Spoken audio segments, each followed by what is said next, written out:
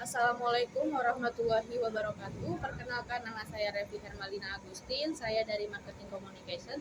Saya dan rekan-rekan kelompok saya ingin mempresentasikan tentang prinsip komunikasi. Yang pertama itu pengertian komunikasi. Satu, komunikasi adalah sarana untuk menyampaikan pesan. Kedua, pertukaran komunikasi kepada individu ke individu lainnya. Ketiga, komunikasi merupakan sebuah proses perpindahan pesan dari komunikator kepada komunikat. Dalam proses tersebut terdapat unsur konsep, proses, dan tujuan yang harus dipahami dalam berkomunikasi. Pengertian komunikasi menurut para ahli diantaranya yaitu menurut Everett, James, dan William.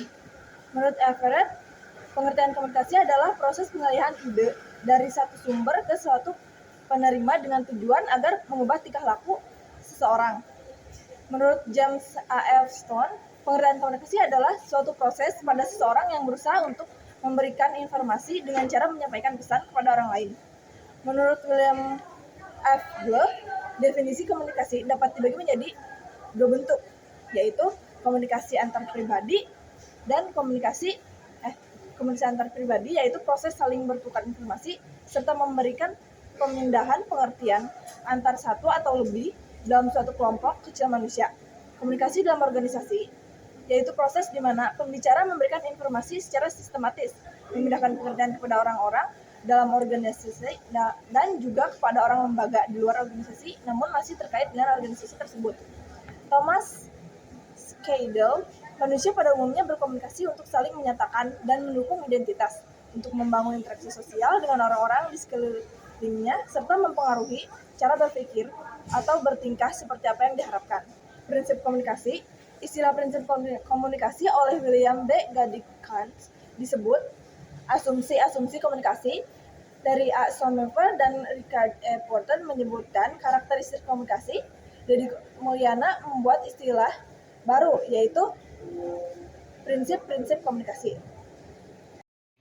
Saya Reni Nisa dari kelompok 2 akan membacakan prinsip-prinsip komunikasi menurut para ahli.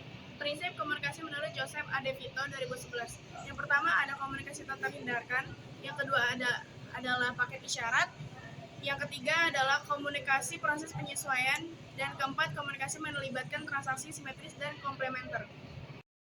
Perkenalkan, nama saya Delenia Syagaisani. Di sini saya akan menjelaskan tentang prinsip komunikasi menurut Dedi Mulyana. Yang pertama itu, komunikasi itu adalah suatu proses simbolik yang simbolnya ini sesuatu yang digunakan untuk menunjukkan sesuatu lainnya berdasarkan kesepakatan sekelompok orang. Lambang atau simbol ini meliputi pesan verbal, perilaku non-verbal, dan objek yang maknanya ini dapat disepakati oleh bersama. Kata kunci dari lambang atau simbol adalah adanya kesepakatan sekelompok orang. Tanpa adanya kesepakatan tersebut, maka simbol ini tidak akan dapat disebutkan sebagai komunikasi.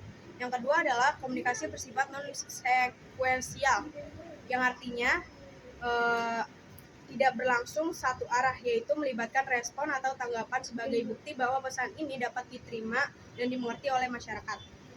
Lalu yang ketiga adalah melibatkan prediksi peserta komunikasi, yaitu artinya prediksi ini tidak selalu disadari oleh orang lain dan sering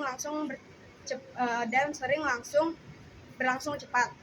Kita dapat memprediksi perilaku komunikasi orang ini berdasarkan peran sosialnya. Misalnya, Anda mengetahui bagaimana tata krama dalam berbahasa ketika Anda berhadapan dengan orang tua atau orang yang lebih tua.